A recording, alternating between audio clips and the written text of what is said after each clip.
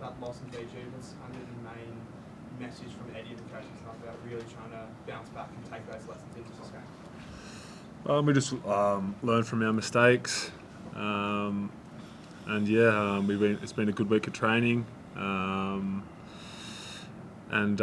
just stepping into this weekend's match. It's why we play footy on the biggest stage. It's pretty simple. It's a must-win for us.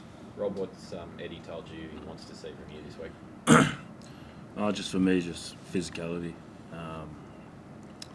Obviously, it's awesome to be part of the team and starting this week. So for me, it's just to do my role and try and bring that physical side out on both sides of the ball for attack and defence, and really try and impact the game that way. Rob, how's Bobby Valentini? Did he train fully this week? Yeah, Bobby was training this whole week. Just a little niggle, but the medical have taken care of Bobby, and he's been training this whole week with us. What do you make of that back row balance? And it's a new one, obviously, Tommy Hooper. Do you expect him to sort of be more over the ball and try and play that feature role in it? We know Fraser does a lot. Yeah, Hoops has been really good. Obviously, very versatile, playing lock and all the spots in the back row for us. So for us, we know what Fraser's good at, and we expect him to obviously do that 7 role as well. But for us, it's just feeding off each other. We all pretty big boys in that back row, so we really want to impact and be physical this whole game against Wales. Richie, you were penalised a number of times. Did you think they were fair calls, and what was the feedback from the coaches? They were quite fair, mate. I wasn't good enough on the weekend there. Penalised off the pitch there, so I got to be better. Sporting a little shiner, is that from the weekend, or is it the intensity of training during the A bit of love of training.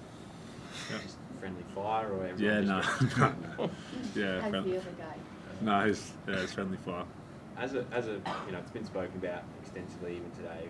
Slips in the air, and Eddie and Bareki talking about being beaten physically on the weekend. As a forward pack, do you kind of Michael Jordan take that personally heading into this weekend, that you want to bounce back and prove that you can physically dominate opposition forward pack? 100%. I think as a forward pack, it's pretty demoralising when you hear that. And at the end of the day, we were beaten up last week. So as a forward pack, this week we'll be flying into them.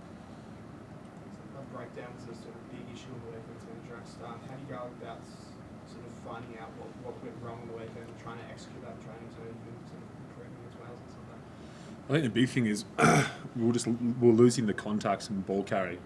So when you're losing the when you're losing the collisions and the carry, it makes it hard for the clean there. We're just a bit behind in the ball carrying, and then we'll be a bit late into those cleans there. So waiting for a target instead of just flying into it. So we'll look to nullify that. Not to take anything away from Zane, but what does Bonnet bring to the side?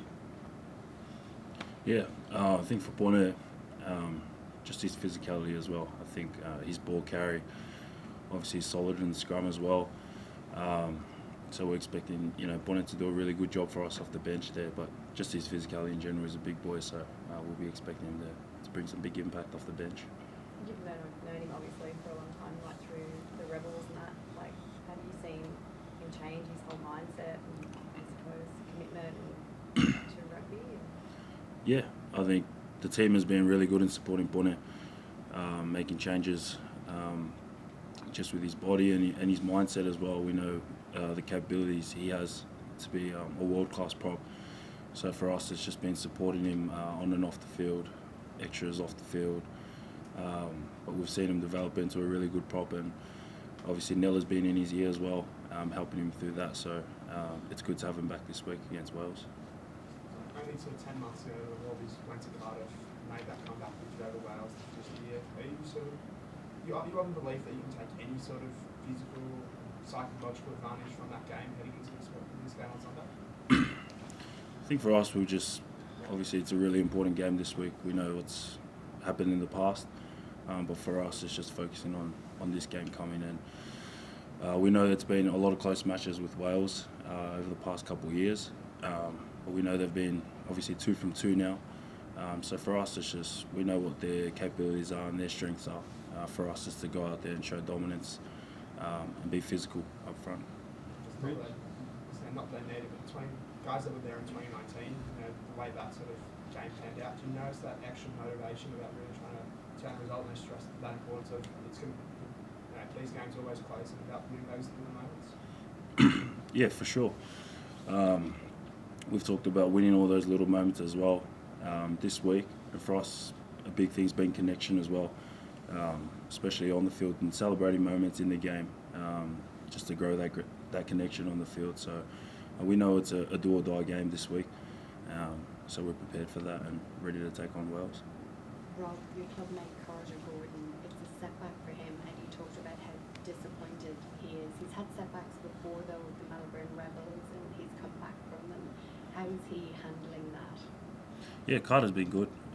Spent a lot of time with Carter in Melbourne and watched his growth come right up to now at the Wallabies. So for us, it's just supporting Carter for whatever he needs, just being good around that space. And like I said before, within that connection piece, that's part of it. So getting around Carter, giving him all the confidence, because we know when he's confident and playing well, he can really impact the game and do well for us. So yeah, we've just been really getting around Carter, and we know he's going to do a job for us this weekend. Richie, have you had any feedback from your brother? Does he give you an assessment of his game last week, maybe? Yeah, he does. He does. Yeah, we speak quite often, so yeah, no. Sounds like it's pretty honest then. Oh yeah, no sugarcoating it, which is good, which is the way I like it, I suppose. Richie, with so post-match, when do you first do you sit down together as a team and watch the entire game together? And when you do you just watch it through, or do the coaching staff sit there and talk you through it? And like how's that process work? And then what was the mood like when you did sit down and watch it? We don't sit down and watch it together. Individually, you watch it. Straight after the match, we do a hot debrief: the good, the bad, the ugly. And then the next day, yeah, you'll review the game with your positional group, coach.